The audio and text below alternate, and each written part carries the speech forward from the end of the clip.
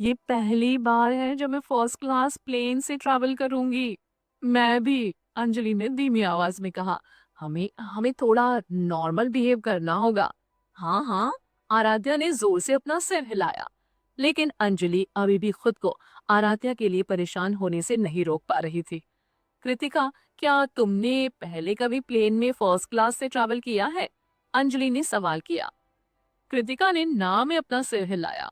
पहले जब वो सोनाली की असिस्टेंट हुआ करती थी, तो सोनाली के साथ उसने प्लेन में ट्रैवल तो किया था, लेकिन हमेशा इकोनॉमी क्लास में।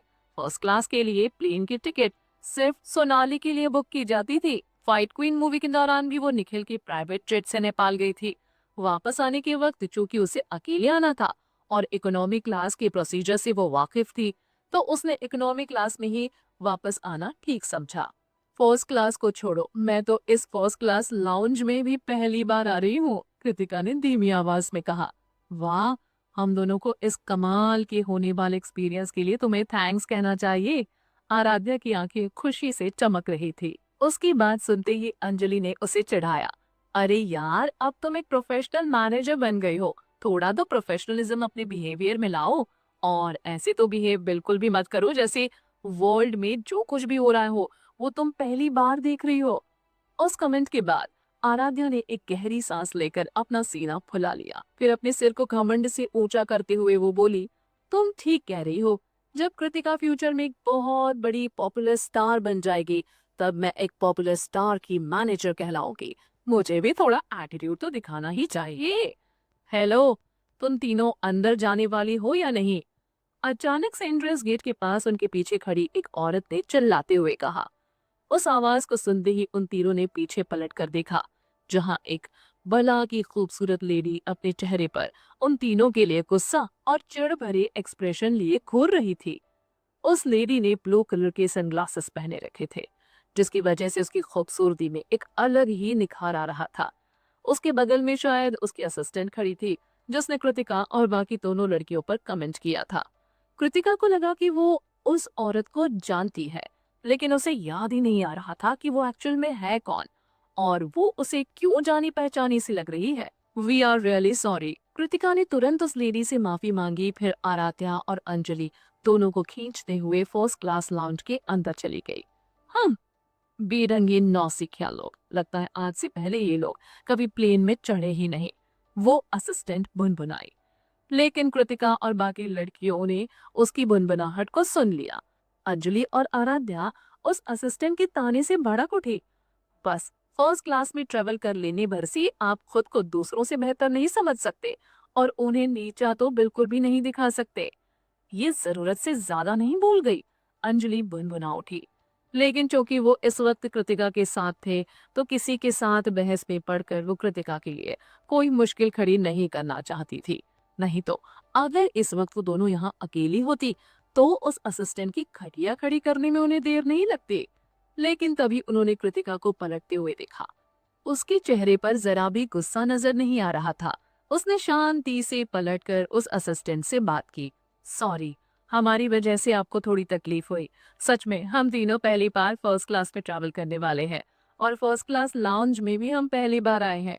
इसलिए ऐसी कई चीजें हैं जिसके बारे में हम यहाँ कुछ भी नहीं जानते। क्योंकि हम तीनों ही नौसिखिए और बेढंगे हैं, इसलिए भले ही हम आपको कोई बेवकूफ लगे, प्लीज हमें बर्दाश्त कीजिए। अगर आप देखती हैं कि हम कुछ गलत कर रहे हैं, तो प्लीज ऐसा दिखावा कीजिए जैसे आपने कुछ देखा ही नहीं, ताकि हमारे साथ साथ आपकी रेस्पेक्ट भी बनी रहे। कृतिका ने ये सब नॉर्मल टोन में कहा था। उसकी आवाज ना ज्यादा ऊंची थी और ना ही ज्यादा दबी हुई, जिससे सामने वाले को ये गलतफहमी ना हो कि उसके सामने खड़ा शख्स उससे डर रहा है। उसने बस सामने वाले से ये कहा कि वो थोड़ी सी दिलदार बने और किसी की छोटी सी गलती करने भर से उसे नीचा ना समझने लगे। लेकिन यह सब कहने का उसका एटीट्यूड सामने वाले का मजाक उड़ाने जैसा था। हालांकि फर्स्ट क्लास लाउंज में ज्यादा गेस्ट तो नहीं थे, लेकिन जितने भी वहां मौजूद थे उन्होंने उस असिस्टेंट को खरी खोटी सुनाना शुरू कर दिया। दूसरी तरफ अंजलि और आराध्या कृतिका की बातों को सुनकर अपनी हंसी रोक नहीं पा रहे थे। कुछ पल पहले तक वो काफी गलत सोच रहे थे, लेकिन अब उन्हें एहसास हो रहा था कि जब तक कृतिका उनके साथ थी तब तक उन्हें कभी भी ये बर्दाश्त करने की कोई जरूरत नहीं थी कि बेवजह उनकी कोई इंसल्ट कर रहा है। चुपचाप रहना और किसी की वाहियात बातों को सुनना कृतिका जैसी खुददार लड़की के उनके साथ रहते हुए तो नामुमकिन था। वहां मौजूद बाकी के लोगों ने तो अभी से उस असिस्टेंट को नफरत भरी बातें सुनाना शुरू कर दिया था। एक वृद्ध महिला भड़कते हुए बोली, मैं भी पहली बार फर्स्ट क्लास में ट्रैवल कर रही हूँ। मेरी बेटी मुझे वेकेशन पर ले जा रही है। चूंकि मैं बूढ़ी हूँ तो उसे डर था कि इकोनॉमिक क्लास या बिजनेस क्लास में मुझे तकलीफ होगी, इसलिए उसने खुद के लिए इकोनॉमिक क्लास की टिकट बुक की और मेरे लिए फर्स्ट क्लास की टिकट बुक करवाई, ताकि फ्लाइट के दौरान मुझे कोई परेशानी ना हो।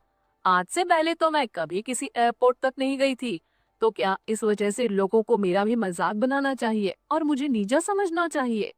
एक और आदमी बोल पड़ा, शायद तुमने फर्स्ट क्लास में ज्यादा ट्रैवल किया है, इसलिए तुम अपने आप को हम सबसे बेहतर समझ रही हो।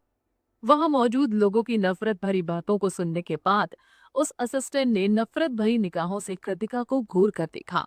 वो बुनबुनाते हुए धीमी आवाज में बोली, क्या इस लड़की को ये तमाशा करना जरूरी था? बस बहुत हुआ। अपनी असिस्टेंट से ब्लू कलर की सनग्लासेस पहनी हुई उस लड़की ने कहा, बेकार की बहस में मत उलझो और मेरे लिए बैठने की जगह ढूंढो। क्या मुझे यूं ही खड़े रखने वाली हो तुम? उस असिस्टेंट को तुरंत अपनी औकात याद आ गई और उसने आगे कुछ कहने की हिम्मत नहीं की। उसने तुरंत लाउंज में कोने के पास एक अच्छी जगह ढूंढी और अपनी ओनर के साथ कोने में जाकर बैठ गई। कृतिका ने उस वृद्ध महिला और उस आदमी का आभार जताया जिन्होंने उसे सपोर्ट किया था। फिर वो अंजलि और आराध्या के साथ जाकर एक खाली जगह पर बैठ गई। कुछ देर बाद अंजलि और आराध्या खाने पीने की कुछ चीजें लाने के लिए गई। वापस आने के बाद आराध्या ने कृतिका के कान में धीमे से कुछ कहा, मुझे लगता है कि ब्लू कलर के सनग्लासेस पहनी उस औरत को मैं जानती हूँ। खाने की चीजों को लेते वक्त मैंने चुपके से 2-3 बार उसे ध्यान से देखा और उसे पहचान गई। वो एक्चुअल में लावण्या है। लावण्या? कृतिका ने वो नाम पहले भी सुना था। उसे याद आया कि लावण्या का जिक्र पहली बार अनामिका ने उससे किया था। अनामिका की बेटी लावण्या की फैन थी। अब समझ में आया कि उसने इतनी बड़ी और अजीब टाइप के सनग्लासेस क्यों पहन रखी हैं और क्यों उसने अपनी असिस्टेंट को किसी भी तरह की बहस में पड़ने नहीं दिया, क्योंकि अगर वो बहस आगे बढ़ती तो वहां मौजूद लोग उसे पहचान जाते। अंजलि ने धीमी आवाज में कहा। आराध्या ने सहमति में अपना सिर हिलाया। मैं नहीं जानती कि वो एक्चुअल में कैसी लड़की है, लेकिन मुझे इतना पता है कि वो आज तक किसी तरह के स्कैंडल में नहीं फंसी है। इसका मतलब ये कि वो काफी इंटेलिजेंट है, लेकिन जितनी वो इंटेलिजेंट है उससे कहीं ज्यादा बेवकूफ उसकी असिस्टेंट है। अगर मैं लावण्य की जगह होती तो कब का इसे फायर कर चुकी होती। अंजलि ने तुरंत कृतिका को भरोसा दिलाया, कृतिका तुम बिल्कुल भी चिंता मत करो, मैं कभी भी लावण्या की बेवकूफ असिस्टेंट की तरह बिहेव नहीं करूंगी। तुम जरूरत से ज्यादा नहीं सोच रही? कृतिका मुस्कुरा उठी। कृतिका जिस फिल्म में काम करने वाली थी उसका नाम मिस्टर साइको था। फिल्म की शूटिंग का ज्यादातर हिस्सा राजस्थान में शूट किया जाने वाला था। भले ही फिल्म की मेन फीमेल लीड कृतिका थी, लेकिन फिल्म की कहानी तलपेश के आगे पीछे ही घूमती थी। हाँ, तलपेश फिल्म का डायरेक्टर होने के साथ साथ फिल्म का हीरो भी था। कुछ एक्टर अपने एक्टिंग करियर के दौरान ही डायरेक्शन में भी हाथ आजमाने की कोशिश करते हैं। बॉलीवुड में तो ये एक आम बात है। As a typical movie film में असली काम हीरो का था। एक्ट्रेस के रूप में कृतिका का रोल कुछ खास इम्पोर्टेंट नहीं था। जब प्लेन ने राजस्थान एयरपोर्ट पर लैंड किया तो कुछ बेसिक प्रोसीजर को पूरा करने के बाद कृतिका अंजलि और आराध्या के साथ अपना लगेज थामे एयरपोर्ट से बाहर आने लगी कि तभी पीछे से उन्हें किसी के चिल्लाने की आवाज सुनाई पड़ी। कृतिका आवाज की तरफ पलटकर देखने के बाद कृतिका हैरान हो गई। तलपेश सर। तलपेश तेज कदमों से चलता हुआ उसके पास आया और फिर उसने कृतिका से हाथ मिलाया। हेलो कृतिका। कृतिका सरप्राइज होते हुए बोली, तलपेश सर, मुझे तो यकीन ही नहीं हो रहा कि आप खुद मुझसे मिलने के लिए आए हैं। आपसे मिलकर बहुत अच्छा लगा तलपेश सर। हा हा हा। तलपेश हंस पड़ा।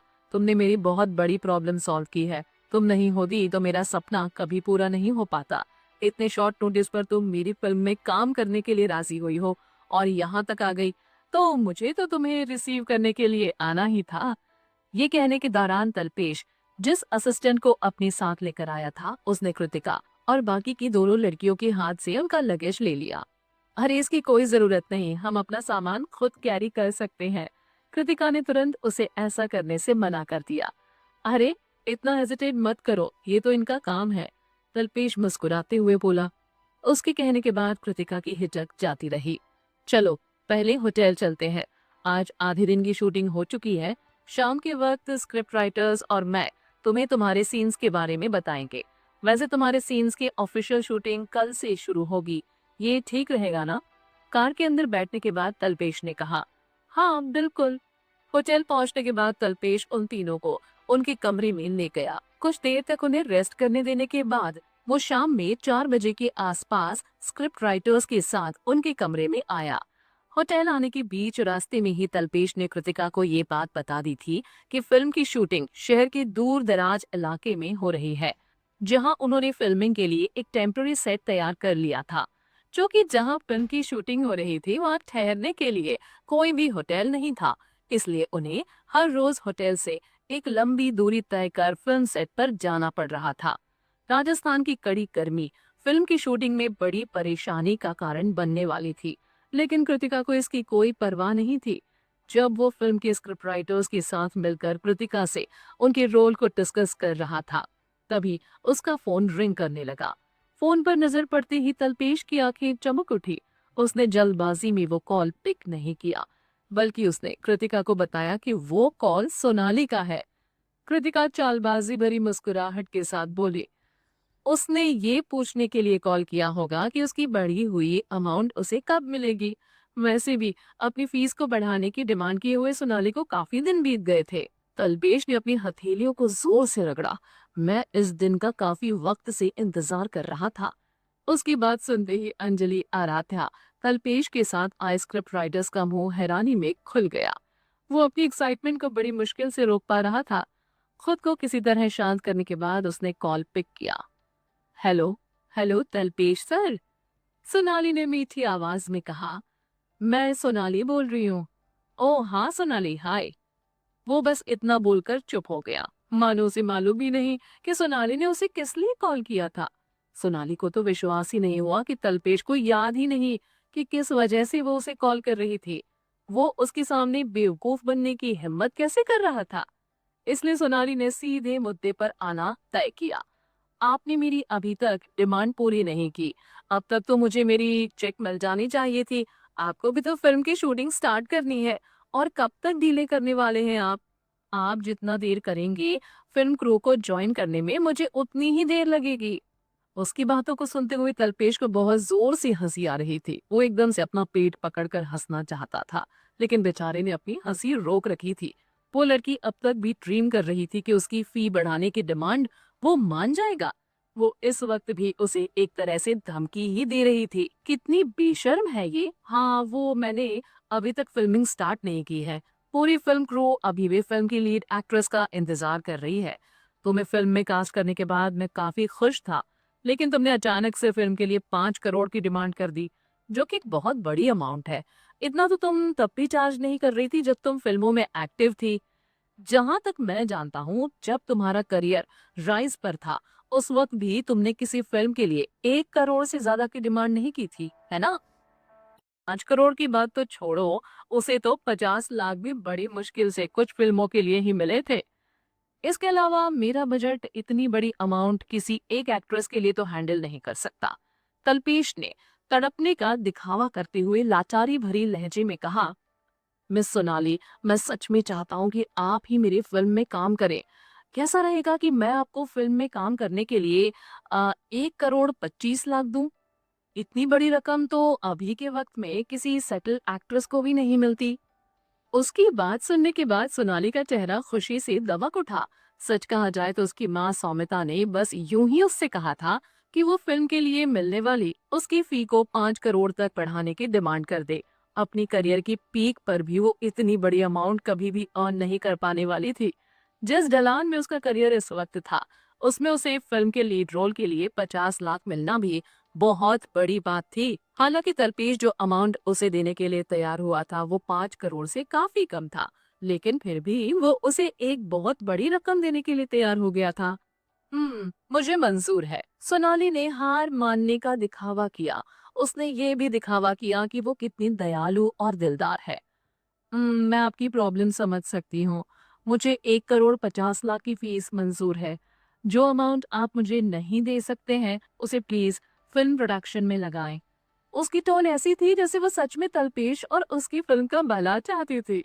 तलपेश अंदर ही अंदर ठहाके लगाते हुए हंस रहा था, लेकिन उसने अपनी आवाज को अभी भी नॉर्मल बना कर रखा था, जिससे सोनाली के लिए ये समझ पाना मुश्किल था कि एक्चुअल में तलपेश उसकी फिरकी ले रहा है। वो काफी दबी और मीठी आवाज में उससे बात कर रहा था। जरूर, मेरी मुश्किल को समझने के लिए बहुत बहुत शुक्रिया। मैं अभी अपने लॉयर से बात कर तुरंत एक न्यू कॉन्ट्रैक्ट तैयार करवाता हूँ। तुम्हें ये न्यू कॉन्ट्रैक्ट अपने मेल पर मिल जाएगा। इसकी कोई ज़रूरत नहीं, मुझे आप पर भरोसा है। एक काम करते हैं, मैं सीधे फ़िल्मिंग लोकेशन पर आ जाती हूँ, ताकि न्यू कॉन्ट्रैक्ट साइन करने के साथ-साथ मैं फ़िल्म क्रू को भी जॉइन कर सकूँ। नहीं, इसकी कोई ज़रूरत नहीं। इस तरह के मैटर को प्रॉपर कॉन्ट्रैक्ट के साथ ही सेटल करना चाहिए। जब न्यू कॉन्ट्रैक्ट को पढ़ने के बाद तुम्हारे मैनेजर और तुम्हें उसमें कोई इश्यू नज़र नहीं आता है, तभी तुम उसे साइन करना। सीधे फ़िल्मिंग लोकेशन पर आना और फिर रियलाइज़ करना कि कॉन्ट्रैक्ट में कोई कमी है और फिर शूटिंग करने से इनकार करना बिल्कुल भी सही नहीं होगा। तलपेश ने लाचारी दिखाते हुए सोनाली को टॉन्ट किया। सोनाली हंस पड़ी। जैसा आप ठीक समझे, लेकिन फिल्म की शूटिंग कब से शुरू करनी है और कब तक डिले करनी है, ये आपको ही डिसाइड करना है। मैंने एक्चुअल में यही जानने के लिए आपको कॉल किया था। हाँ, एक बात तो मैंने आपको बताई ही नहीं। 2 दिन पहले मुझे एक और फिल्म में काम करने का ऑफर आया था, लेकिन उन्हें हाँ या ना कहने से पहले मैंने सोचा कि आपसे ही कंफर्म कर लो कि आपने क्या डिसाइड किया है। क्योंकि आपने मेरी फी बढ़ाने की बात मान ली है, तो अब मैं खुद को मिले दूसरे ऑफर को रिजेक्ट कर देती हूँ। तलपीश ने भी ऐसा दिखावा किया जैसे वो सोनाली का शुक्रगुजार है और तुरंत उसकी चापलूसी शुरू कर दी। हाँ, हमारी डील तो तय हो गई ना, इसलिए तुम खुद को मिले नए एक्टिंग ऑफर को रिजेक्ट कर दो। मैं और मेरी क्रू बेसब्री से वेट कर रहे हैं कि कब तुम फिल्म क्रू को ज्वाइन करोगी। आप जरा भी चिंता मत कीजिए, सोनाली ने उसे भरोसा दिलाया। फोन कट करने के बाद तलपेश एक्साइटमेंट में हंसने लगा। फिर उसने सवाल किया, मैंने कैसी एक्टिंग की? मैंने काफी अच्छा काम किया ना? आप सच में काफी अच्छे एक्टर हैं। कृतिका ने तुरंत उसे थम्स अप का साइन दिखाया। उसने बड़ी आसानी से सोनाली को एक नए एक्टिंग ऑफर को एक्सेप्ट करने से भी रोक लिया था। अगले दिन कृतिका ने ऑफिशियली फिल्म क्रू को ज्वाइन कर लिया। जिन लोगों को तलपेश ने फिल्म में काम करने के लिए हायर किया था, वो उसके अच्छे दोस्त होने के साथ साथ एक्सपीरियंस्ड एक्टर्स भी थे। उनकी फैन बेस कुछ खास स्ट्रॉन्ग नहीं थी, लेकिन उनकी एक्टिंग स्किल्स की बराबरी कर पाना किसी भी फेमस एक्टर के बस के बाहर की बात थी। यही मेन रीजन था कि वो लोग जिस किसी भी फिल्म में काम करते थे, उसे देखने के लिए लोग थिएटर जाते ही जाते थे। फिल्मिंग पीरियड के दौरान उन सभी एक्सपीरियंस्ड एक्टर्स से कृतिका को काफी कुछ सीखने को मिल रहा था।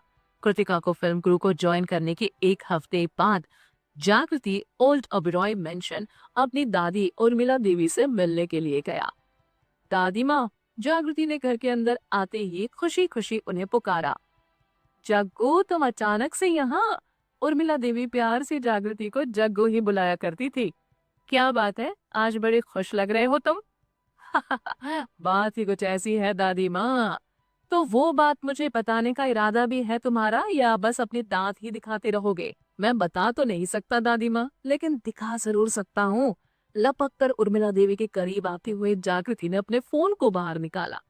फिर अपने आसपास उसने देखा कि कोई उन्हें देख तो नहीं रहा।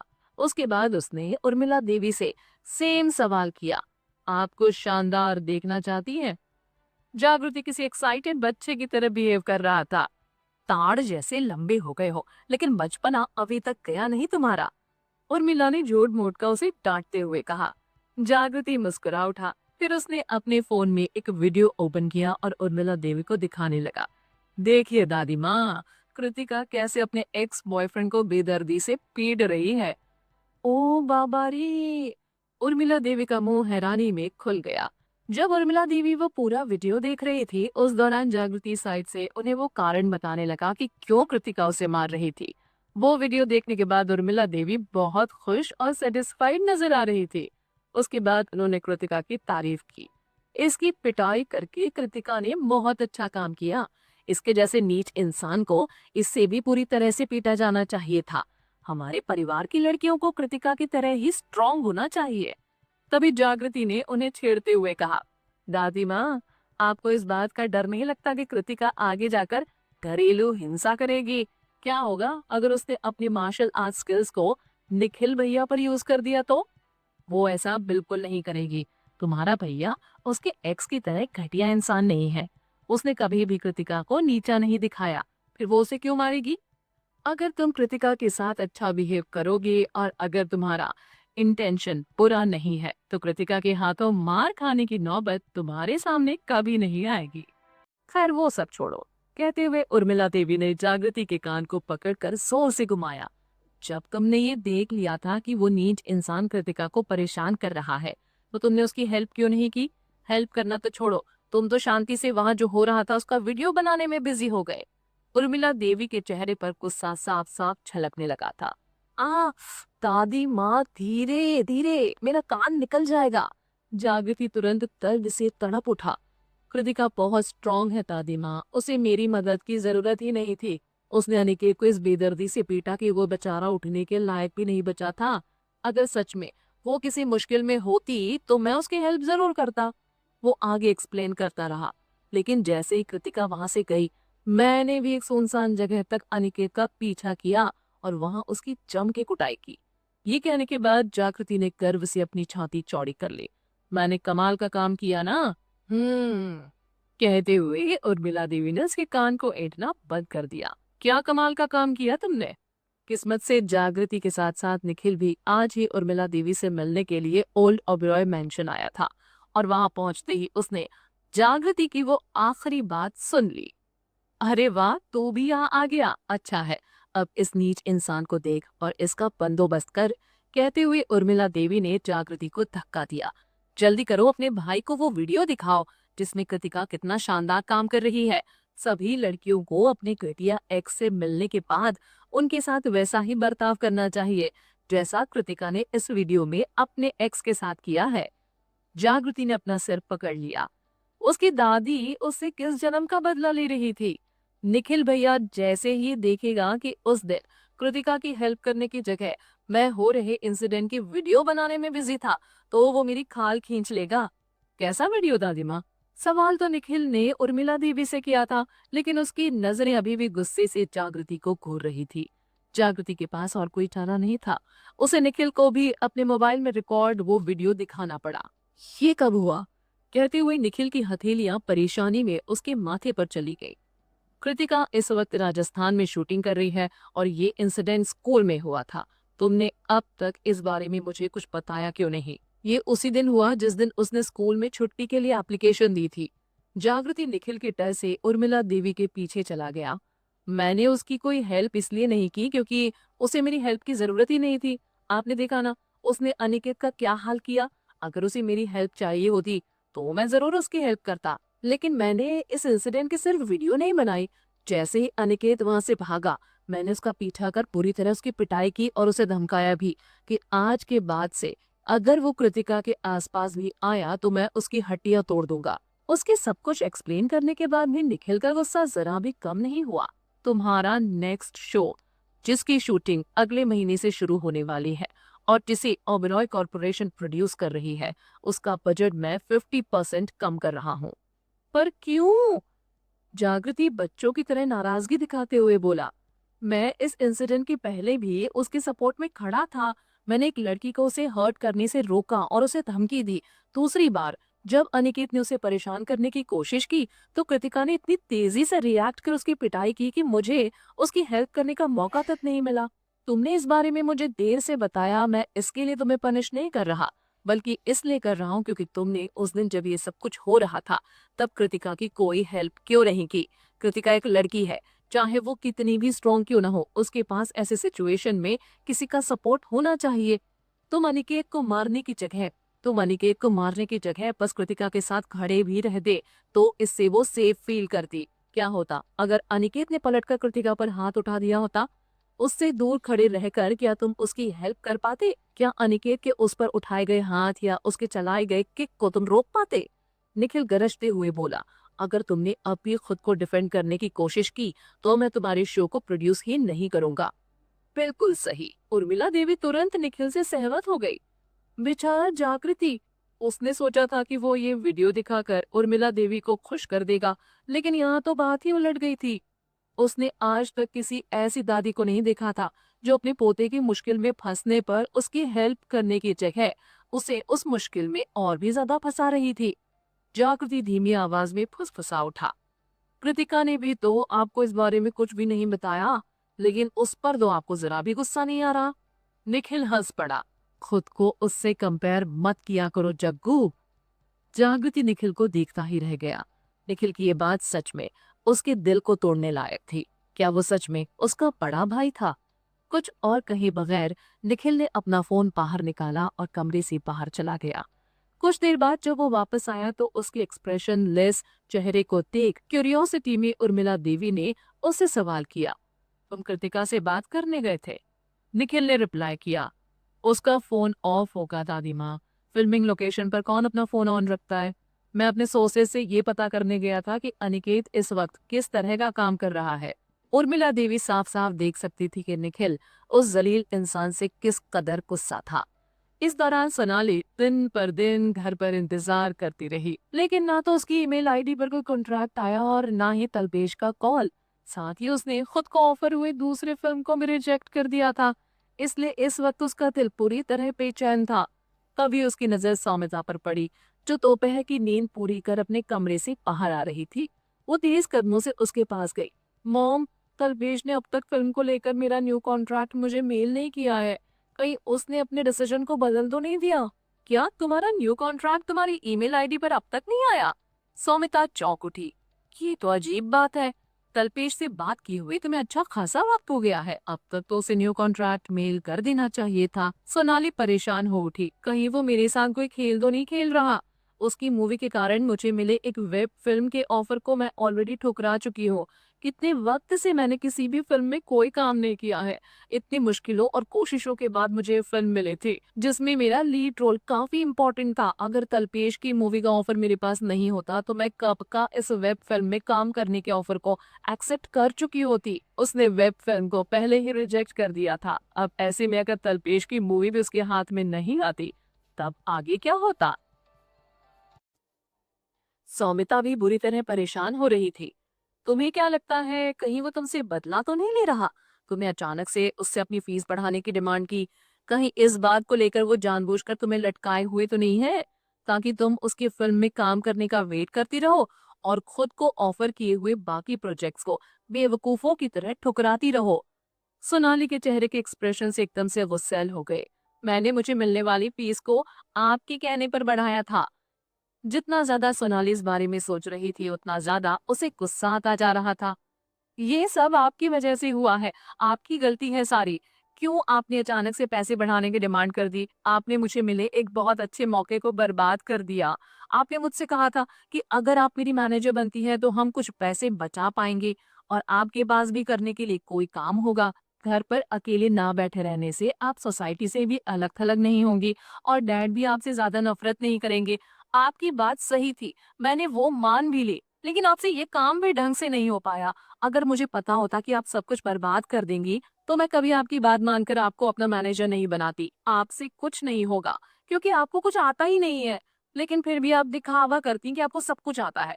अगर आप मेरे लिए कुछ अच्छा कर नहीं सकती, तो कम से कम जो भी अच्छा मेरे साथ हो रहा है, उसे बिगाड़िए तो नहीं। सोनाली की बातें सही थी, लेकिन सौमिता उसकी बात और अपनी गलती मानने को तैयार नहीं थी। ये क्या कह रही हो तुम?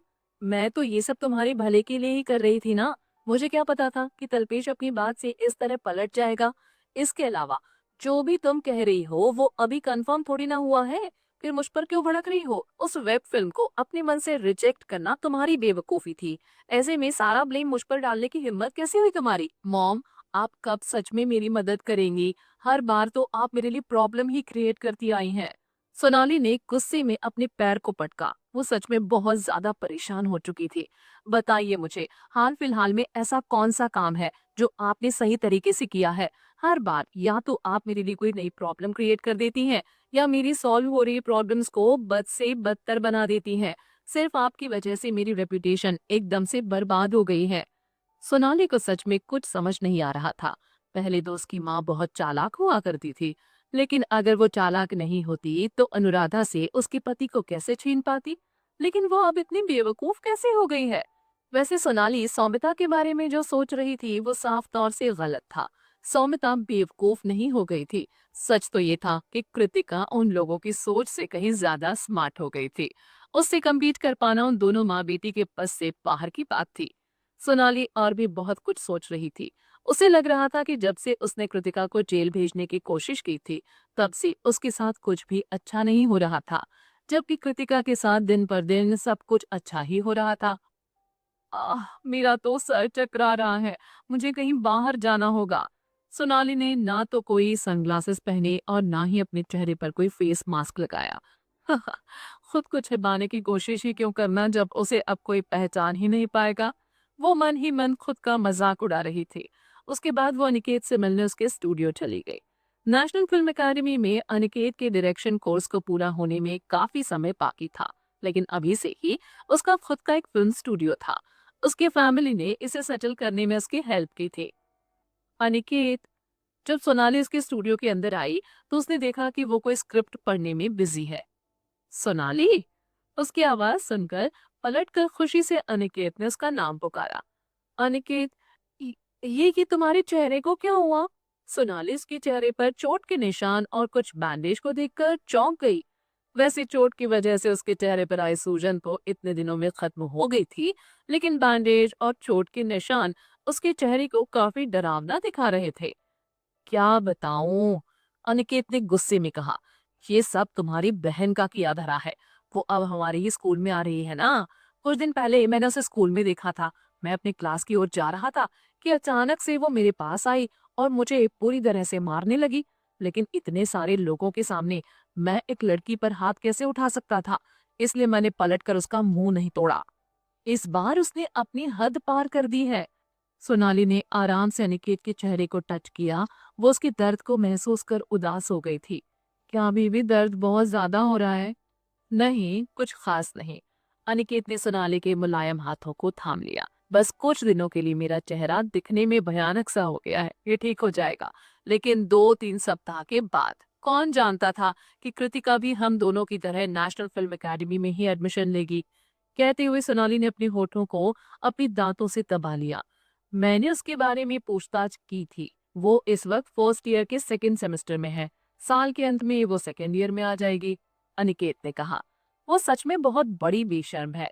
क्या उसे इस बात का डर नहीं कि उसके सभी क्लासमेट्स उससे यंग होंगे और वो सब उस पर हंसेंगे? सोनाली ने कृतिका का मजाक उड़ाया। अरे हाँ, तुम एक फिल्म डायरेक्ट करने वाले थे ना, उसकी प्रिपरेशन कैसी चल रही है? बहुत बढ़िया। मैं उसी की स्क्रिप्ट पर कुछ फाइनल वर्क कर रहा था। अनिकेत ने रिप्लाई किया। पहले हमेशा मेरे प्रोजेक्ट्स में पैसा मेरी फैमिली लगाती थी, लेकिन जितना अमाउंट वो इन्वेस्ट करते थे वो बहुत ज्यादा नहीं होता था।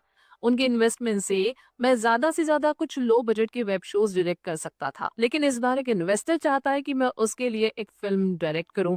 वो खुद मेरी फिल्म को प्रोड्यूस करेगा, यानी कि अब मेरी फैमिली को मेरी प्रोजेक्ट्स में पैसा लगाने की कोई जरूरत नहीं पड़ेगी।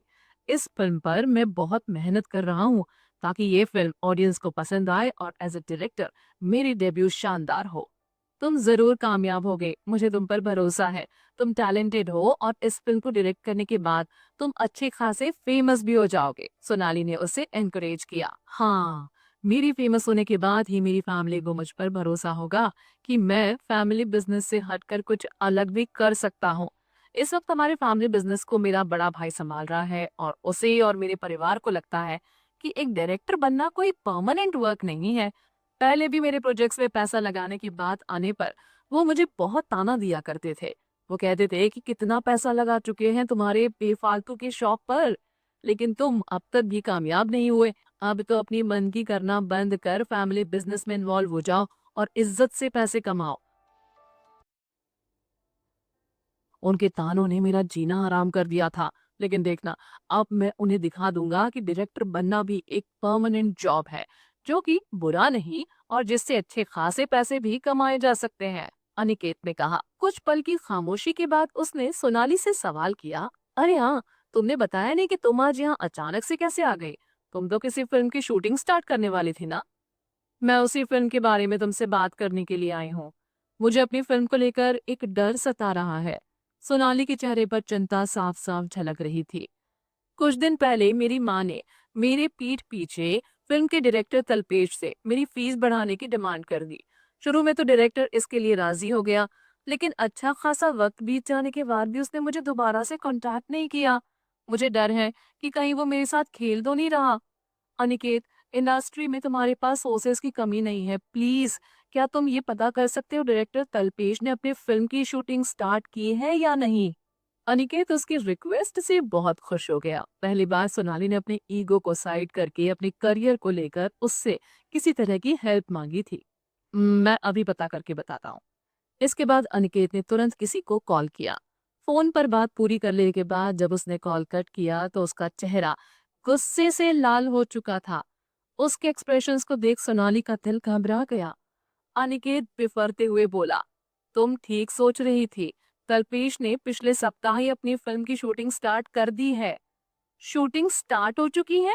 तो क्या फिल्म की लीड एक्ट्रेस कोई और है या अभी उसके हिस्से की शूटिंग शुरू नहीं की गई है? सोनाली ने बेचैन होते हुए सवाल किया। उसे अभी भी उम्मीद थी कि तल्पेश अभी किसी ऐसे सीन को शूट कर रहा होगा जिसमें एक्ट्रेस के होने की जरूरत नहीं होगी। हाँ, फिल्म की लीड एक्ट्रेस कोई और है। अनिकेत की आंखों में अंगारे भरे हुए थे। वो इतना गुस्से में था कि कोई आम इंसान इस वक्त उसे देखकर पूरी तरह डर सकता था। जानती हूँ वो कौन है? जिस लड़की से तल्पेश ने तुम्हें रिप्लेस किया है, वो कोई और नहीं बल्कि तुम्हारी बहन कृतिका है। वो घटिया नीच लड़की! सोनाली बौखला सी गई। उसने गुस्से से अपने हाथ को बगल वाली टेबल पर जोर से दे मारा।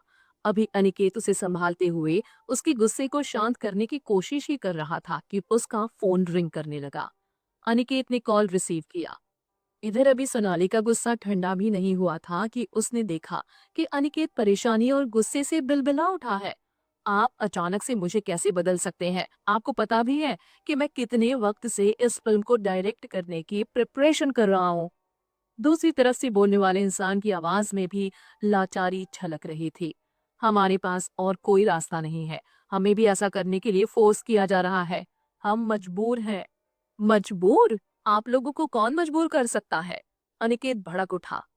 अगर इस फिल्म का डायरेक्टर अनिकेत की जगह कोई न्यू डायरेक्टर रहता तो फोन के दूसरी तरफ जो पर्सन था उसे कुछ भी एक्सप्लेन करने की जरूरत नहीं पड़ती। कौन बेमतलब का किसी के साथ बहस में पड़ना चाहेगा? लेकिन अनिकेत तो आर्य फैमिली से बिलोंग करता था। दूसरी पार्टी को उसे जवाब तो देना ही पड़ता। मुझे भी नहीं पता कि किसके कहने पर यह सब हो रहा है।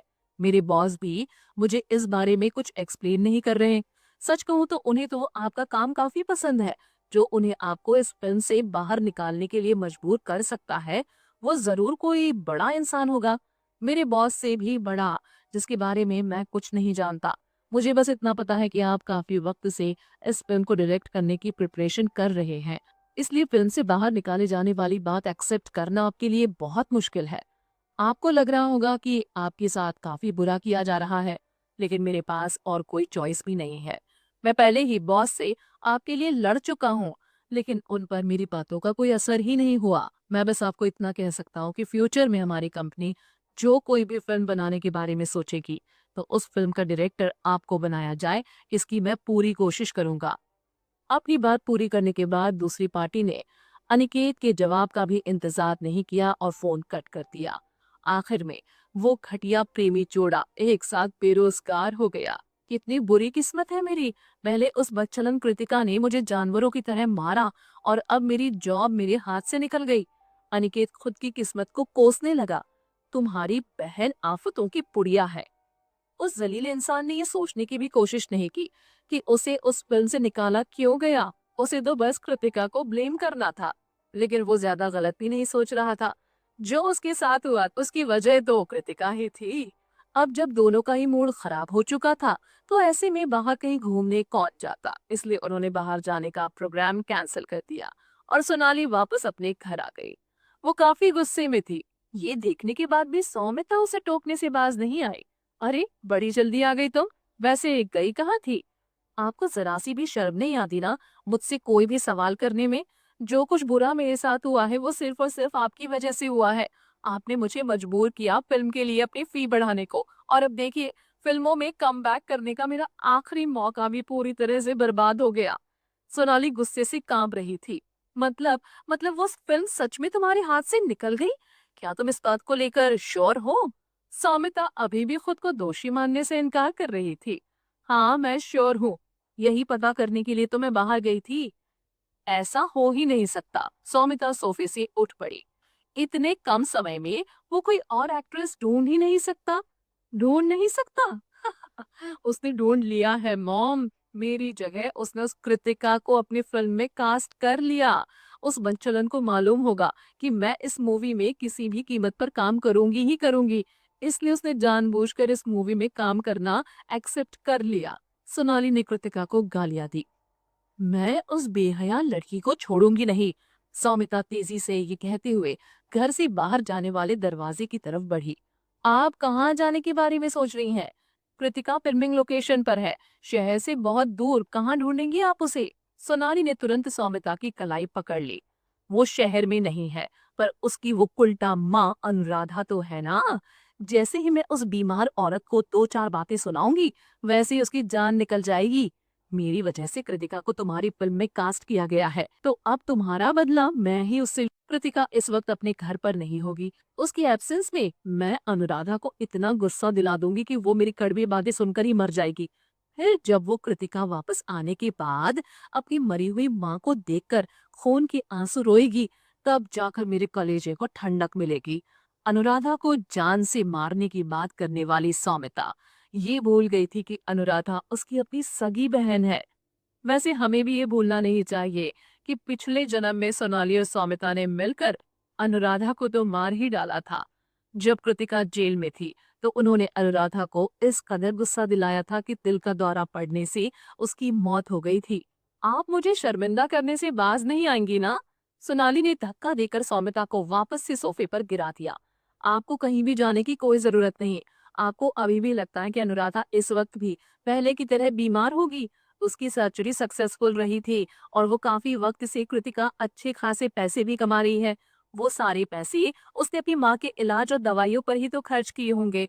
जब आप और पापा पिछली बार अनुराधा से मिले थे, तो क्या आप उसे ऐसा गुस्सा दिला पाई थी कि उसे दिल का दौरा पड़ जाए?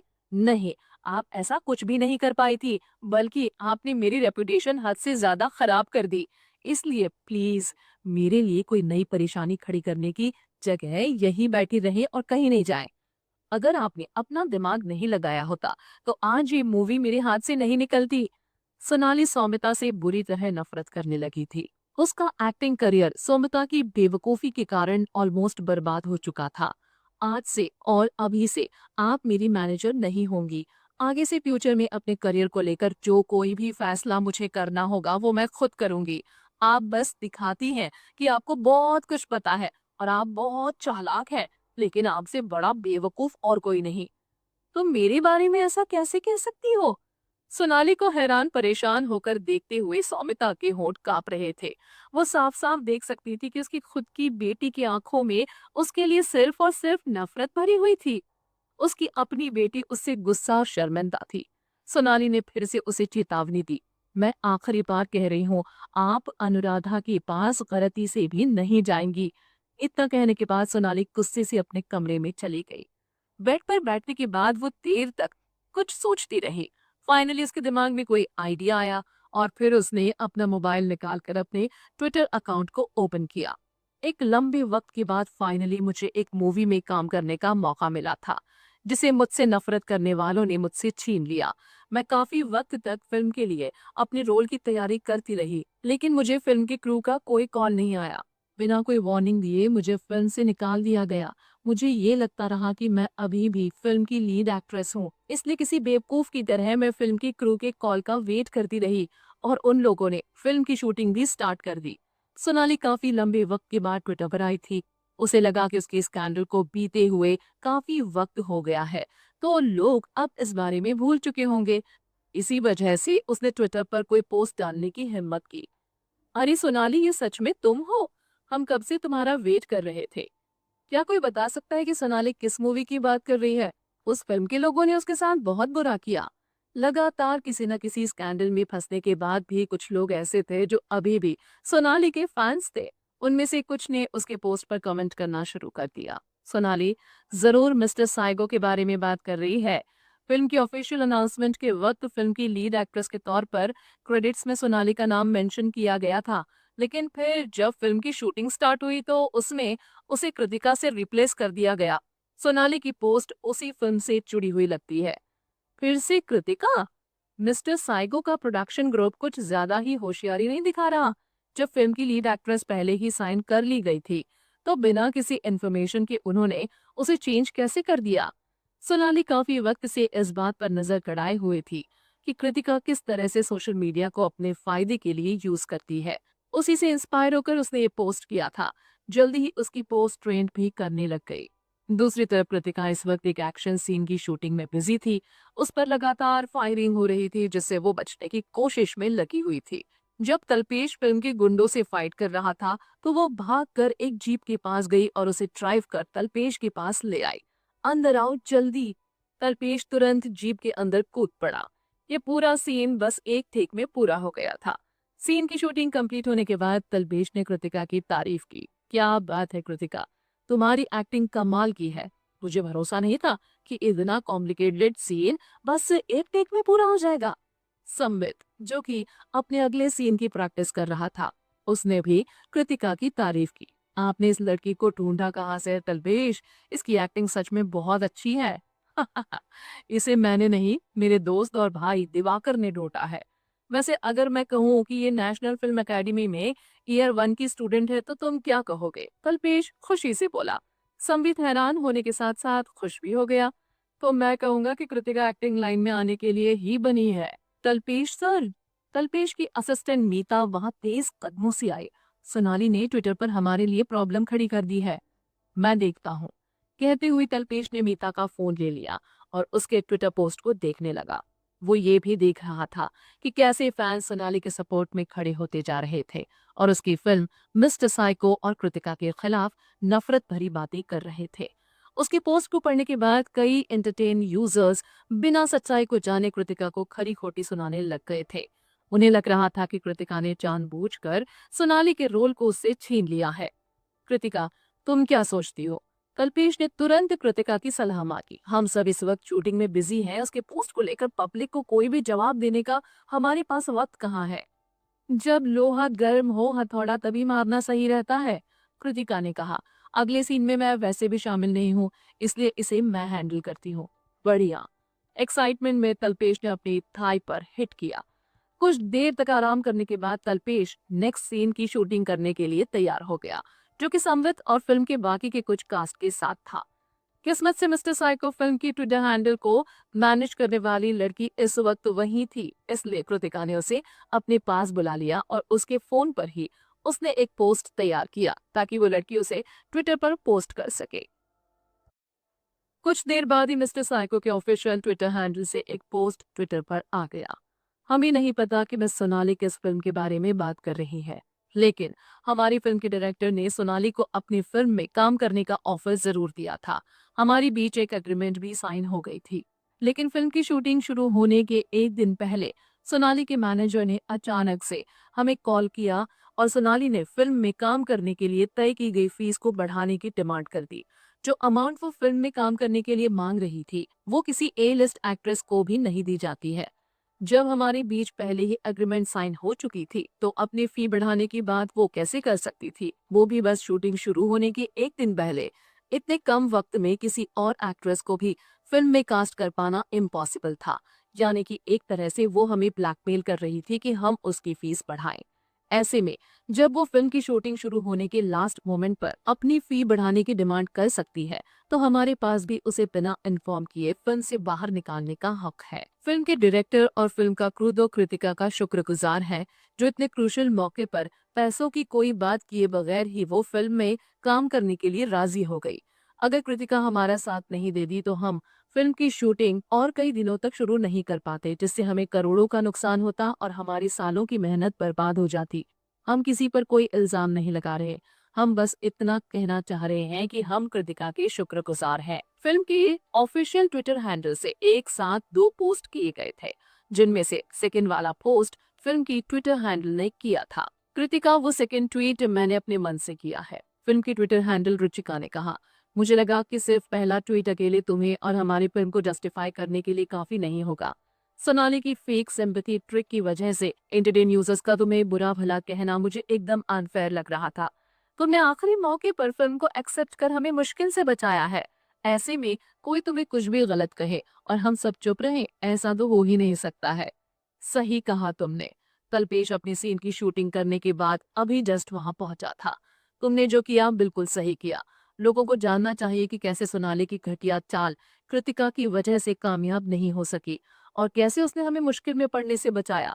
वो लड़की कितनी गिरी हुई है जो ट्विटर पर ऐसे घटिया पोस्ट करके हमें बदनाम करने की कोशिश कर रही है। ऐसा करके वो अपनी पॉपुलैरिटी को फिर से बढ़ाने की कोशिश कर रही है, कृतिका ने एक्सप्लेन किया।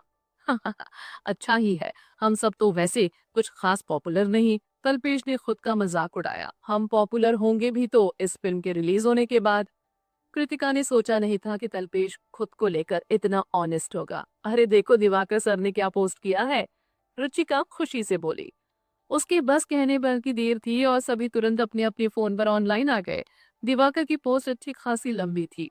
ये पूरा घटनाक्रम मेरे सामने ही हुआ था। जब तल्पेश की फिल्म में इंडस्ट्री की कोई भी एक्ट्रेस काम करने के लिए राजी नहीं हुई, तब जाकर उसने सोनाली को कांटेक्ट किया।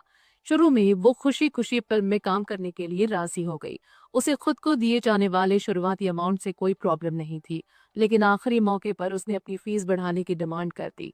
उसने तल्पेश को ये तक धमकी दे दी कि अगर उसने उसकी डिमांड पूरी नहीं की तो वो फिल्म में काम नहीं करेगी। एक तरह से उसने साफ साफ तल्पेश को ब्लैकमेल करने की कोशिश की थी। पोस्ट लंबी होने की वजह से दिवाकर ने इसे 2-3 पार्ट में पोस्ट किया था। जब तल्पेश को कुछ समझ नहीं आया कि वो क्या करे, तब उसने मुझसे इस बारे में बात की। उसे लग रहा था कि अगर वो सोनाली की फी बढ़ाने की डिमांड पूरी भी कर देता है, तो क्या भरोसा है कि आगे जाकर फिल्म की शूटिंग के दौरान वो ऐसी ही कोई और डिमांड ना कर दे। अगर सच में उसने फिर से कोई वाहियात डिमांड कर दी, तब वो क्या करेगा। चूंकि मैं कृतिका के साथ पहले भी काम कर चुका था, तो मेरे मन में ये ख्याल आया कि क्यों ना तल्पेश की फिल्म में कृतिका को कास्ट किया जाए। मेरे एक बार कहने भर से बिना पैसों की कोई बात किए वो फिल्म में काम करने के लिए राजी हो गई, ये जाने बगैर कि उससे पहले इस फिल्म के लिए उसकी ही बहन सोनाली को कास्ट किया गया था। वो खुद को मेरी एहसानमंद मानती है कि मेरी वजह से वो इंडस्ट्री में आ पाई, इसलिए मेरी कही कोई बात को वो कैसे टाल सकती है। ये सच में एक बड़ी पोस्ट थी और दिवाकर इंटरनेट यूजर्स के मन में उठ रहे सवालों के जवाब उस एक पोस्ट में ही देना चाहता था। इंडस्ट्री में गिने चुने लोग ही हैं जो उस इंसान को नहीं भूलते जिसने इंडस्ट्री में उसे चलना सिखाया हो। एक तरफ सोनाली है जिसने फिल्म में काम करने से लास्ट मौके पर मना कर दिया, ये कहते हुए कि अगर उसकी फी नहीं बढ़ाएगी तो वो फिल्म छोड़ देगी। दूसरी तरफ कृतिका है जिसने मेरे एक बार कहने भर से फिल्म में काम करना एक्सेप्ट कर लिया। इससे साफ जाहिर होता है कि किसके मोरल्स अच्छे हैं और कौन बुरा है। इसलिए सोनाली की चाल में फंसकर लोगों का कृतिका को उटपटांग बातें सुनाना मैं बिल्कुल भी बर्दाश्त नहीं कर सकता। तुम लोगों को किसी के बारे में कुछ भी कहने से पहले सच को जानने की थोड़ी तो कोशिश करनी ही चाहिए। इंटरनेट यूजर्स साफ साफ देख सकते थे कि ये पोस्ट इंडस्ट्री के सबसे बड़े डायरेक्टर में से एक डायरेक्टर दिवाकर का था। अब वो समझ सकते थे कि जो कुछ भी सोनाली ने पोस्ट किया था वो बस सिक्के का एक पहलू था, दूसरे पहलू से तो वो पूरी तरह अनजान थे। अगर ये सच है तो सोनाली के साथ जो कुछ भी हुआ वो डिजर्व करती है। कितनी चालबाज लड़की है ये सोनाली, इसे तो फिल्मों के ऑफर तक नहीं मिलने चाहिए। पहले मैं सोनाली की फैन हुआ करती थी, लेकिन काफी पहले मैंने उसे पसंद करना बंद कर दिया था। अब मैं कहीं भी जाती हूँ तो लोगों से ये नहीं कहती हूँ कि कभी मैं सोनाली की फैन हुआ करती थी, क्योंकि अगर मैंने ऐसा कहा तो वो सब मुझसे नफरत करने लगेंगे। उसने अचानक से फी बढ़ाने की डिमांड करने की हिम्मत कैसे की। वो एक फ्लॉप एक्ट्रेस है, उसे फिल्मों में काम मिल जाए यही उसके लिए बहुत बड़ी बात होनी चाहिए थी। डायरेक्टर तल्पेश ने उसे फिल्म में कास्ट करके ही उस पर बहुत बड़ा एहसान किया था, उसके बाद भी उसने एहसान फरामोशी कर दी। अब समझ में आ रहा है कि वो इतने कम समय तक पॉपुलर क्यों रही और फिर अचानक से फ्लॉप क्यों हो गई। अब उसे दोबारा से पॉपुलर होने का सपना अब भूल के भी नहीं देखना चाहिए। पल भर में ही सारे इंटरनेट यूजर्स सोनाली के खिलाफ हो गए। कुछ देर तक सोचने के बाद तलवेश ने भी अपने अकाउंट से एक पोस्ट किया। कृतिका फिल्म सेट पर बस एक असिस्टेंट और अपने मैनेजर के साथ आई है। हम राजस्थान में शूटिंग कर रहे हैं, जहाँ की गर्मी ठंड के मौसम में भी दहला देने वाली होती है। फिर भी कृतिका ने एक बार भी क्रू से किसी भी बात की शिकायत नहीं की है। वो बस दिल से अपना काम कर रही है। अपने बिहेवियर के हिसाब से वो इंडस्ट्री की टॉप एक्ट्रेसेस से कहीं से भी कम नहीं।